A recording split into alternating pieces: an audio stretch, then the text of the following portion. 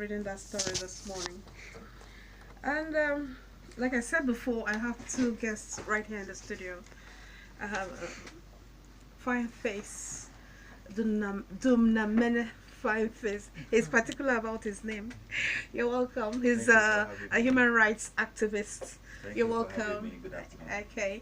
And I have Loretta Ahokbeme right here in the studio. Another person that is particular about her name. She is the coordinator of ONEP, the sponsors of this program in River State.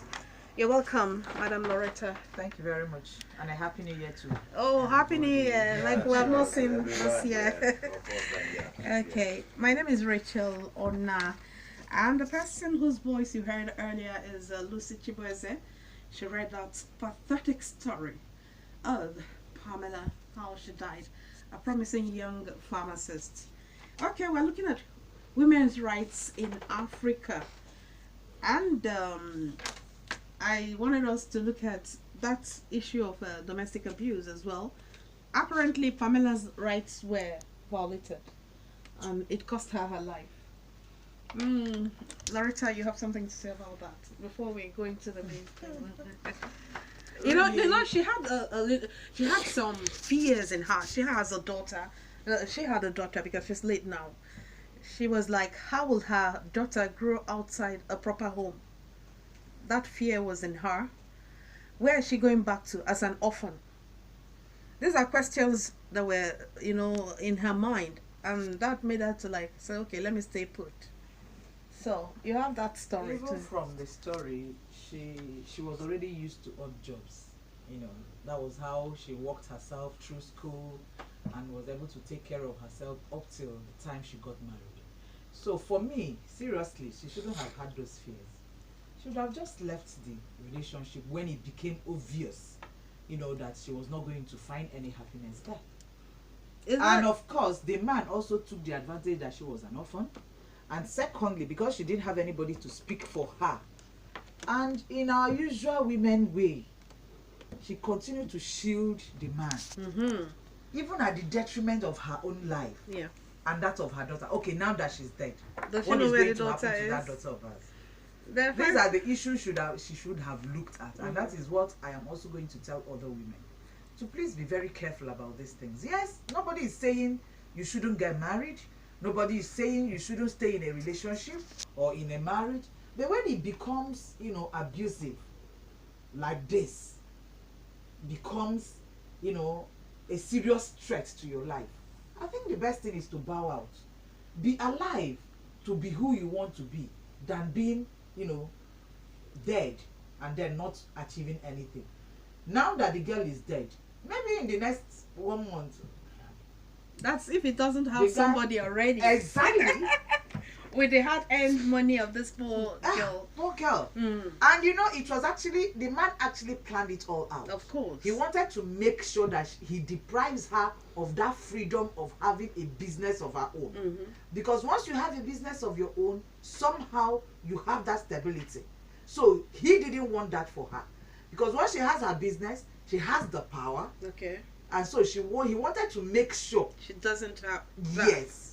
That she is at his mercy. Exactly. Fine And Face. he succeeded. Fine Face, a lot of things are against you in this thing. Not for him as a we person. had some, not you as a person, but as your gender. Gender, From that story too, it's a real life story actually. yeah. We also saw the fears of the author of that story, because it's the NGO that the lady called that actually wrote that story.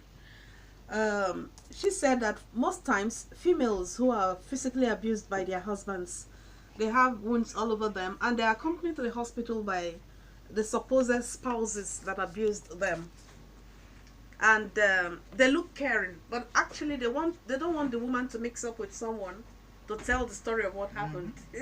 So Fine Face, before we go into examining women's rights in Africa, what do you have to say? Of course you heard the story. Yeah, I did. So what do you have to say It about is an unfortunate situation that the lady had to pass through all that much, and along the line that still claimed her life, because the punching, the beating that the man must have given her, that may not be the very first time, the time that she came forward to report, but maybe she came forward at that time because the the bruises, the wounds, and the injury she sustained was much for her and is no longer bearable.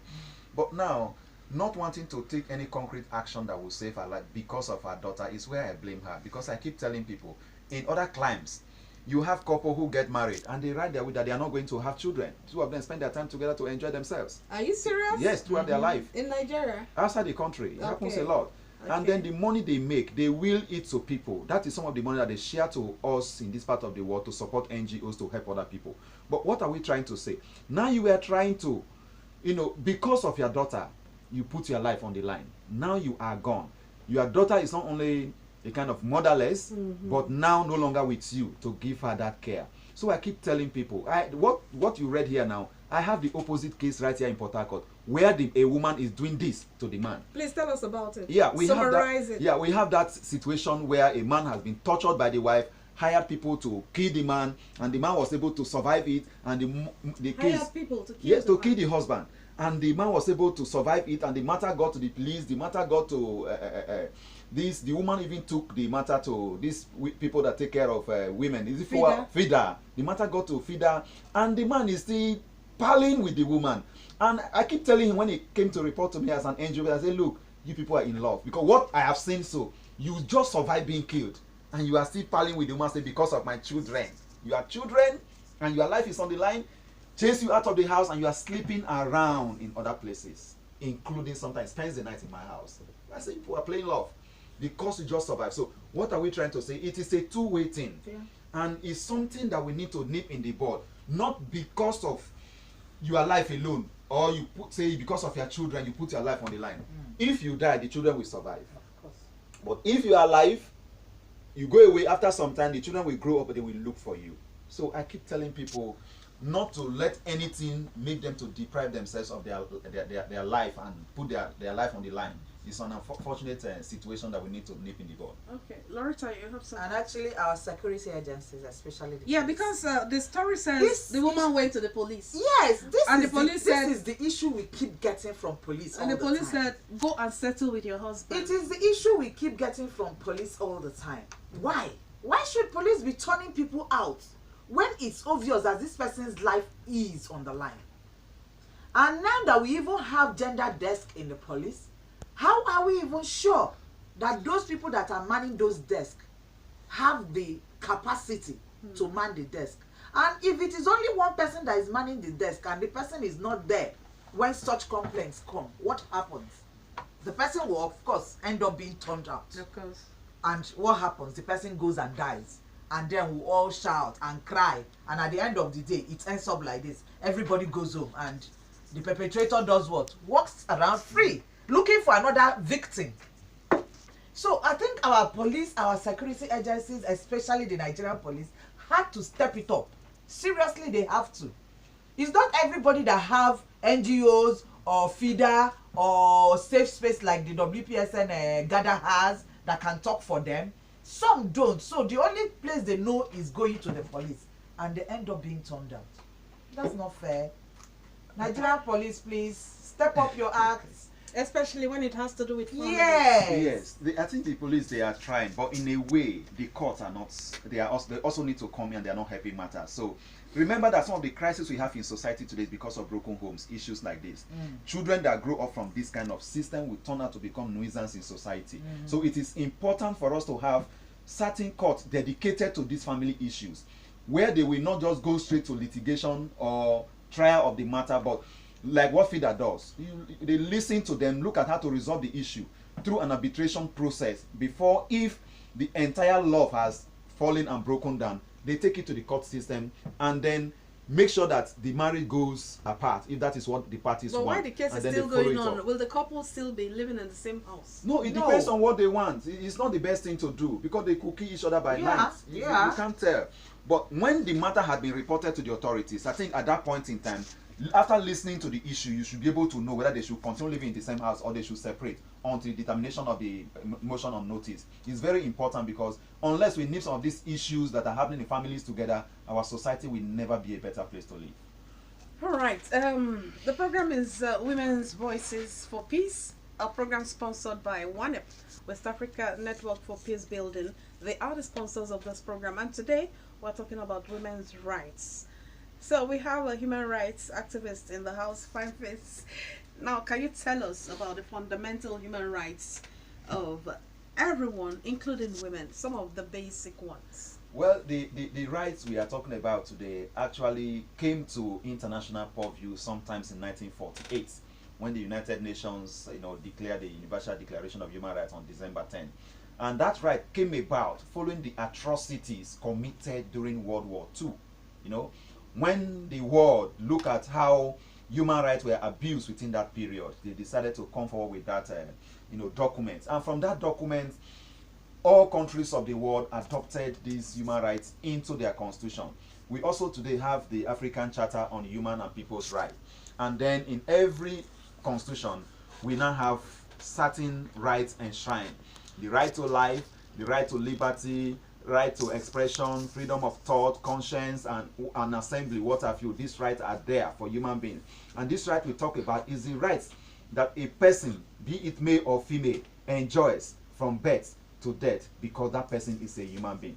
And that person is not supposed to be deprived of his or her right, except under certain conditions that are spelled out by the law. And we call it rights because they are backed by law. They are not privileges. Okay. These are things that if you violate the next person's right, you are supposed to be tried and taken to court, because the constitution says don't do this. In Nigerian constitution, we have it in chapter 4, where we talk about this fundamental human right. All those things are spelled out there. Okay. Any of those rights, if you suffer any violation, you can approach the court for your right to seek redress. So it's very key that we look at some of these things. Then the issue of this women angle became very prominent of recent. It's a recent phenomenon. Like 25 years ago, we'll talk about the Beijing conference. Yes, that talk about this women rights and what have you. So it became prominent when at some point world leaders noticed that, we are talking about human rights and the males are dominating. So let's look at how to mainstream gender in all what we do. So that is why you see us now begin to talk more about women rights. And it was so bad before, but based on campaigns, based on charters, based on agreements and those conferences, women are beginning to have their rightful place in the scheme of things. Today in Africa, we have more women in the legislature, in the assemblies, than you can think about in other parts of the world. And more women are now participating in politics and decision-making processes. I think the process of involving women is gaining very strong ground, and will continue to campaign until we have that 35% affirmative action that we are pursuing to get. We are no longer looking for 35%. Are we still working on that? You're going to We are looking for 50-50. Yes, I mean, that is what we said, panel 2020, it should be 50-50, because even And the this is 35 is not being met. This is 2020. You can imagine. We need to and review. the 35 is not being where we met. are now. The 35 is not being met, so you can imagine the 50-50 where we will get it from. Now, Loretta, I want you to let us look at what he raised, that if your right is being violated, you have the right to approach the court. This is theory. Practically, what is happening? Like in the case of this woman now. A lot of people do not know where to go to. That's the truth of the matter. And even when they do, they also feel that when they get to the police, which is just the only place you can go to, the police will turn you out. Okay. They will, they will ridicule you, make it look as if this one no know wetin dey. So abeg, go your house, go sit down. Now this one where you come report for, but you don't know say police get plenty work. Abeg, go your house. And like that, like a joke, you're sent out, and you don't know where else to do they go really to. do that? You need to see what happens in the police station. If you sit down one day to watch the events in the police station, you Involving women that come to report. it's not issues just like women. that. Fine Face, what It's has not your just about experience women. been? It's Well, not about women. It's about everybody. Basically, my experience involving the police in terms of reporting cases to them is that when you come to report to them, they listen to you, because at that point of reportage, you pay some money, they listen to you, they record the matter and what have you. After that initial process of getting the matter in, giving statements, if someone was arrested, the person is paid and either paid and whatever, the matter dies there. Investigation is not done. That is the key issue we are having. And when the matters are eventually investigated and a few get to court, it remains in court for decades. That's another key issue we are facing in this country. Issues that involve families of this nature. When someone is passing through trauma every day as a result of his or her right has been violated, I think such matters should be given speedy trial in such a way that the person begins to get justice within a reasonable period of time. Because if this matter of this Pamela we talk about now was taken to court or to the police, you will be surprised that the process will still be ongoing and the lady will die leaving the matter behind, because the road to justice in this country is very, very long and very, very far, and we need to begin to see how we can bring some of these things closer. When we try to ask the police and those who are involved in the court process, why is it that a little case that should not take even more than 3 months in court will stay 3-4 years? They will tell you that they delay those matters so that at some point in time all of you will be fed up, and when the judgment is eventually given there will be peace. That is not the best way to go about it, because if we do so, then we are not solving the matter. Look at other crimes. Matters are taken to court, and within the shortest possible time you can get justice. But in this country there are cases in court for 30 years, 40 years, 25 years. Cases are in court. People are there is people involved die and their children continue, and cases are still in court. It's not supposed to be so. We should have our electoral judicial system reformed in such a way that the cases that come to court should be classified, and the judges given a period within which they must determine those cases. The same way we have in the electoral process. That's what I wanted to say. We should have that in other cases. Classification. We build more structures, employ more judges, appoint more judges, and then people should have speedy dispensation of justice given to them. Okay, this Pamela's case, when she went You to know, police, it was not. Hold on, I want to say something that will lead to what you're saying about Pamela's case. Growing up, we hear about the Bondidi, meaning that husband is patience or endurance. Like getting married means endurance, and that could have warranted this woman to remain and died in the process. Okay, say what you want to say. What I wanted to say is that, I'm still on the issue of the Nigerian police. When Pamela reported her case in the police, we are not sure if it was documented or not. Are you understanding me? Because if it was documented, at least somehow somebody listened to her. But this one, you are not sure if it was documented. If anybody maybe they just said, wait, you want to report your husband do it, he beat you. Okay, we don't hear. Make una go settle for house. And most times such cases are not documented. So if you say we should go to the police now to find out if Pamela's case is in the police, you may not see any file opened for her, because they felt it was a family issue. They should go and settle. And just like what my colleague has said, it is really, really not very good for us as a country that at every point our people, especially the women, are not getting justice as at when due. Issues of life and death, should it be delayed? No. It shouldn't. It shouldn't be delayed. And moreover, the Directorate of the Citizens' Rights that is domiciled in, I think, the Ministry of Justice or something, is there also. So many people may not know about it. We can still take cases there. Please tell us about it. Well, it's just like any other directorate that is in the ministries that works. But I know that when you go there also to make your complaints, they listen to you, open your files, open a file for you, document you and all the issues you came with. After which they will advise you on what to do. Is it something that can go to court? Is it something that can settle out of court? So you choose what you want. So I am just mentioning it so that people would know that such ministry or such directorate exists. What did you call it? What did you call it? Ministry of Directorate for Citizens' Rights. Domiciled in Ministry of Justice. Yes. So they have it here in Port Harcourt. Yes. So you can actually go there and make your complaint. You can go to FIDA.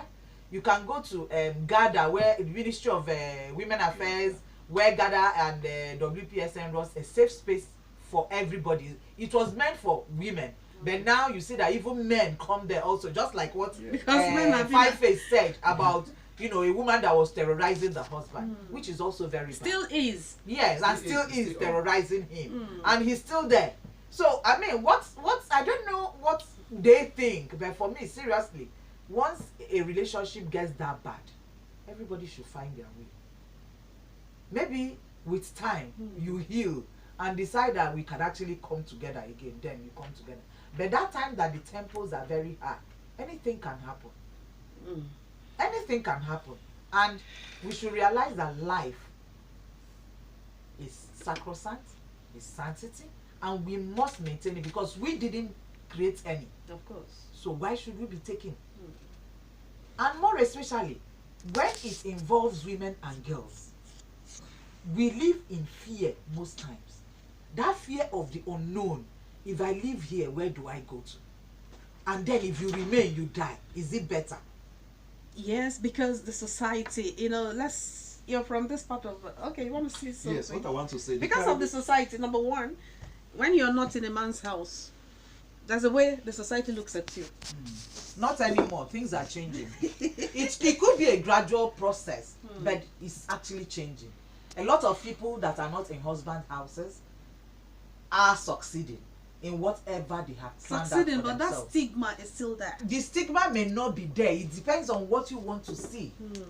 A lot of people have grown past that, and once you grow past it, I'm telling you the truth of the matter, you will move on. You will move on. And we just need to realize and tell women and girls that when it becomes that bad, the best thing for you to do is what? Ease out. Go start your life afresh.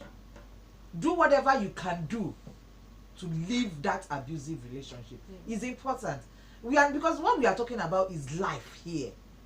There's no photocopy. No photocopy, no duplicate anywhere. So when you are alive, you can now stay alive to do what? To follow up your case, assuming is in court or is in any of the other places. But at least you have to be alive first. To be and married. Those children you're trying to protect, you can also be alive to train them. But if you die, they will still move on. They will still grow. They will grow up without a mother. So is it better to grow up without a mother or a father? Not at all. No. So it's even better you're living apart, but I know that this is where my mother lives or where my father is. Anytime I want to reach you, I can reach you. Than when I want to reach you, I can't reach you. Yes, what I want to add is the parable you gave about that marriage is endurance. People grow up to Patience, so. endure. Patience and endurance. It is not so. Those thinking are there because the people involved lacked knowledge of human rights. The rights you need to enjoy. Marriage is not meant to be endured, but to be enjoyed. Yeah. So if a man is torturing you, a man or a woman is torturing you, or the other way around, and the marriage is, you don't need to stay there. Because if you continue staying there, the trauma you are passing through, the difficulties and what have you, could even cut short your life. It's important that you get to know where your right begins, where it ends, and where the other person's own begins, where it ends. I know a family that the wife doesn't believe in God, and the man believes in God. And I said, he said, that is her right. She doesn't believe in God. She doesn't go to church. Anything God, you don't mention it. But they are living together, and he goes to church. In some families here, they will not agree. How can you not even go to the same church with These people you're talking about, are they Nigerians? They are not Nigerians anyway. They are living in London. so we have those kind of system. But what I'm trying to say is that human rights should cut across. Whether in marriage or wherever you find out, should cut across and be able to enjoy your rights. People should not die in silence. No matter what it is, the awareness should be created, and people should relax, enjoy their life, and so that we have peace. It is only when people's rights are being skewed that you have crisis in society and in homes. But if people could express themselves, and when their rights are violated, they could get justice, it becomes easier for good relationship and for peace to thrive in a society. So that should happen among the sexes, male, female, in society. Okay, the program is Women Voices for Peace, a program sponsored by WANEP, West African Network for Peace Building. Today we're talking about women's rights in Africa. Okay, and I'm sure a lot of you would want to call us. Our number is open, 0908 220 3447. 0908 220 3447. That's the number to call if you want to add your voice to the rights women are entitled to in the society. You want to ask a question, maybe you're passing through stuff and you want an answer to all those, you can call us up. We have experts in the house to handle your questions. We have a call.